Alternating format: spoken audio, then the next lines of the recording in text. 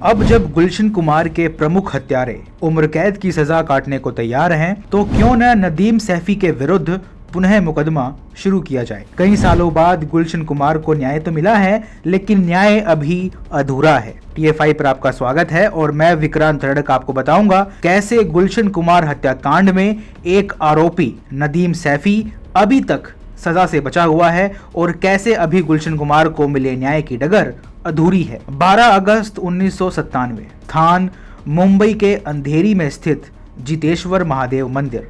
हर दिन की भांति टी सीरीज के संस्थापक एवं प्रसिद्ध फिल्म निर्माता गुलशन कुमार अपने इष्ट देव की पूजा करने जाते हैं। वे अपने नित्य कर्म से मुक्त होकर अपने गाड़ी की ओर बढ़ ही रहे होते हैं कि उन पर एक व्यक्ति रिवॉल्वर तानते हुए कहता है, बहुत पूजा कर ली, अब ऊपर जाकर करना।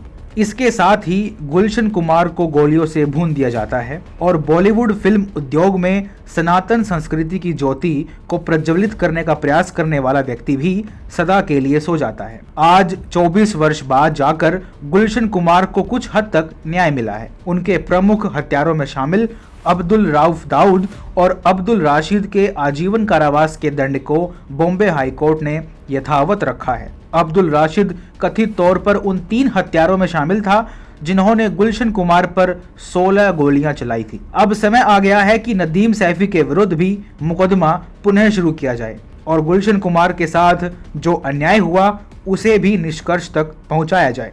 लेकिन ये नदीम सैफी कौन है? उसने गुलशन कुमार के साथ क्या अन्याय किया? गुलशन कुमार ने ऐसा क्या किया जिसके पीछे उन्हें मौत के घाट उतार दिया गया? इसके लिए हमें दरियागंज की ओर जाना होगा, जहां से ये सारी कथा शुरू हुई थी। तब चंद्रभान कुमार दुआ की दरियागंज में फलों के जूस की दुकान हुआ करती थी, जो काफी सफल थी।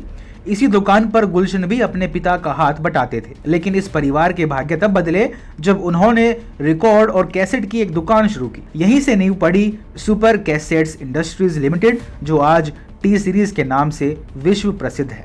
टी सीरीज के जरिए गुलशन कुमार एक ही तीर से 2 निशाने साध रहे थे, अपनी कैसेट के उद्योग को बढ़ाना और अपने देवी देवताओं के प्रति अपनी आस्था का प्रचार करना। गुलशन कुमार भगवान शिव और माता पार्वती के साथ माता दुर्गा के अनन्य भक्त थे, जिसका टी सीरीज के जरिए उन्होंने खूब प्रचार प्रसार भी किया।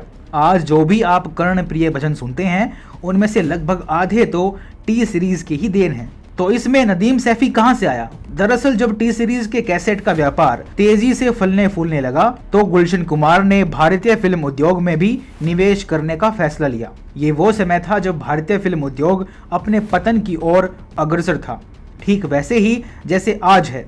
लोग ऊट पटांग अश्लील फिल्मों को बढ़ावा दे रहे थे और गानों में कोई सुर कोई ताल ही नहीं रह गए थे। ऐसे में जब गुलशन कुमार ने आशिकी नामक फिल्म को प्रोड्यूस किया, तो उन्होंने नदीम अख्तर सैफी और श्रवण राठौर जैसे कलाकारों को भी अवसर दिया। इस फिल्म ने न केवल सफलता के सारे रिकॉर्ड तोड़े, बल्कि टी सीरीज और नदीम और श्रवण को भी सफलता के शिखर तक पहुंचा दिया। तो फिर ऐसा क्या हुआ जिसके कारण गुलशन कुमार और नदीम सैफी में दरार बढ़ी और गुलशन की हत्या का आरोप आज नदीम पर लगाया जाता है? कहते हैं कि प्रॉपर्टी या फिर किसी प्रोजेक्ट को लेकर दोनों में विवाद शुरू हुआ था, जिसके कारण नदीम ने गुलशन के प्रतिद्वंदी और टिप्स कंपनी के प्रबंधक रमेश कुमार तोरानी के साथ मिलकर दाऊद इब्राहिम से संपर्क साधा और गुलशन कुमार पर उगाही के लिए दबाव बनाने को कहा। ये वो समय था जब बॉलीवुड में अंडरवर्ल्ड का बोलबाला था और बॉलीवुड में जमकर इस्लाम का प्रचार किया जा रहा था। तब केवल गुलशन कुमार अकेले ऐसे व्यक्ति थे जिनके नेतृत्व में इस पूरे गिरोह को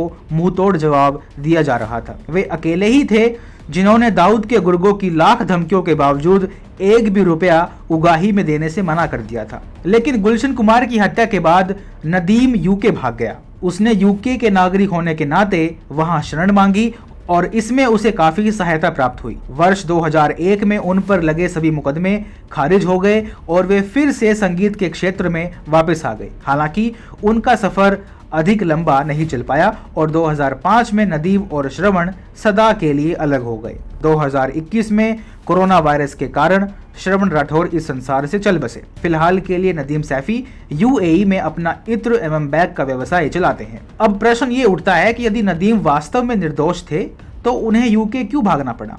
यूके की संसद के सामने रहम की भीख मांगने की आखिर उन्हें क्या आवश्यकता थी? यदि वे निर्दोष थे तो उन्हें भारत में रहकर अपनी लड़ाई लड़नी चाहिए थी, लेकिन जिस प्रकार से वे भागे और जिस प्रकार से इन्हें सहायता मिली, उससे इतना तो स्पष्ट है कि कहीं ना कहीं दाल में कुछ न कुछ तो काला अवश्य है। इसके अलावा जब गुलशन कुमार की हत्या हुई तब देश में इंद्र कुमार गुजराल की खिचड़ी सरकार थी, जिसकी प्राथमिकता देश को आगे बढ़ाना नहीं बल्कि राजनीति करना था। लेकिन अब देश में नरेंद्र मोदी की सरकार है और एस जयशंकर जैसे कुशल कूटनीतिज्ञ भी हैं जो बिना लाग लपेट के चीन जैसे देशों को भी नाक को चने चबाने पर विवश कर देते हैं। ऐसे में अब जब गुलशन कुमार के प्रमुख हत्यारे आजीवन कारावास की सजा काट रहे हैं तो समय आ चुका है कि नदीम सैफी के विरुद्ध भी पुनः मुकदमा शुरू किया जाए।